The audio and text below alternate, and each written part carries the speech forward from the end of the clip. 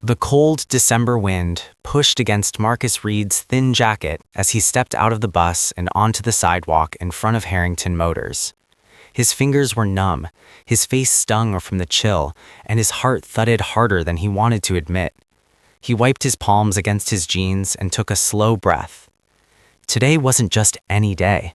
Today he was buying a car for his daughter, a Christmas gift he had dreamed about giving her for years. But dreams didn't come easy for a man who had been fighting life with scraped knuckles and stubborn hope.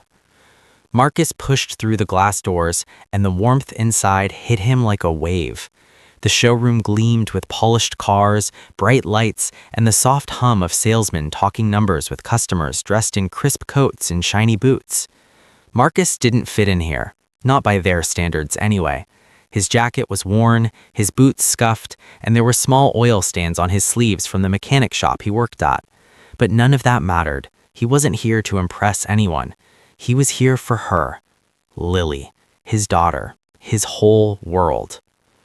She was 17, smart, responsible, a girl who had taken every hardship life threw at them and still smiled.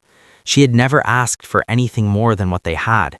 She even walked 2 miles to school because they couldn't afford a car. But Marcus had been saving silently, dollar by dollar, tip by tip, late night shift by late night shift. And now, the moment had finally come. He walked toward a silver Honda Civic displayed in the center of the showroom. It wasn't brand new, but it was clean, safe, and reliable, everything he wanted for her.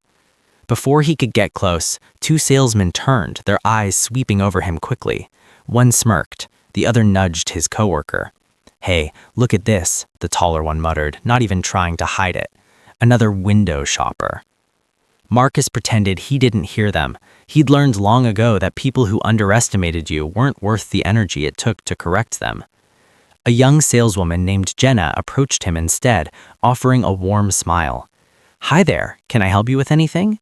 "Yes," Marcus replied, voice steady. "I'm interested in that Civic." Her smile widened.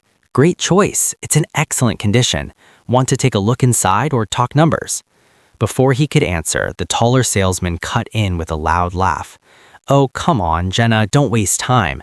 That one's out of his budget for sure." Jenna shot him a glare. "Please don't." But he wasn't done. "Seriously, man," he said to Marcus, "the cheaper models are in the back lot. I can show you something more realistic." Marcus's jaw tightened, but he kept his tone calm. "I want this one." The salesman chuckled loudly. "Right, and I want a private jet." A couple nearby turned to watch the scene, whispering. Someone else snickered.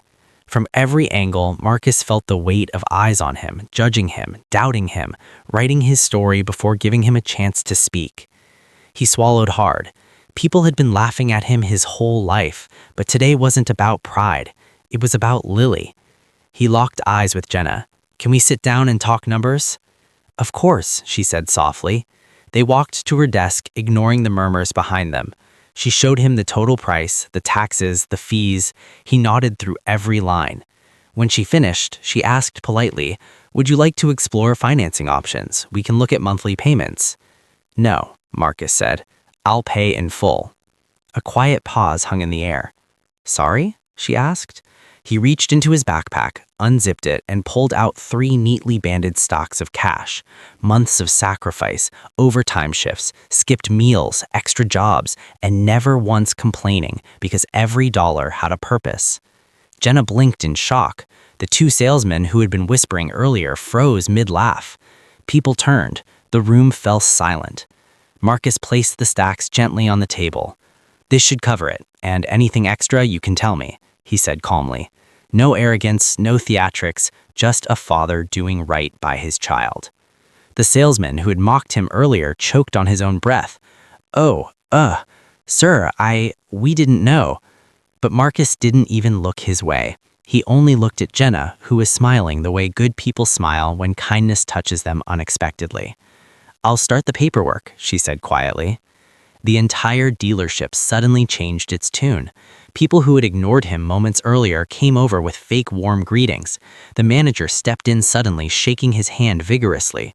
Someone offered him coffee, someone else offered him a seat as if he were royalty. But Marcus didn't care for any of that.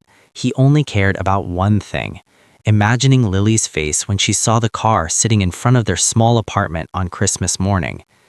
Hours later, he walked out of Harrington Motors with the keys in hand and a small red bow tucked under his arm. That night, after Lily was asleep, he parked the car carefully in the spot outside their building. Snow had begun to fall lightly, the fleeks catching the streetlights. He placed the big red bow on the hood and stepped back. The car looked like a miracle, a quiet, simple miracle wrapped in love. The next morning, Christmas morning, Lily came running outside, barefoot in the cold, her pajamas dragging in the snow. "Dad?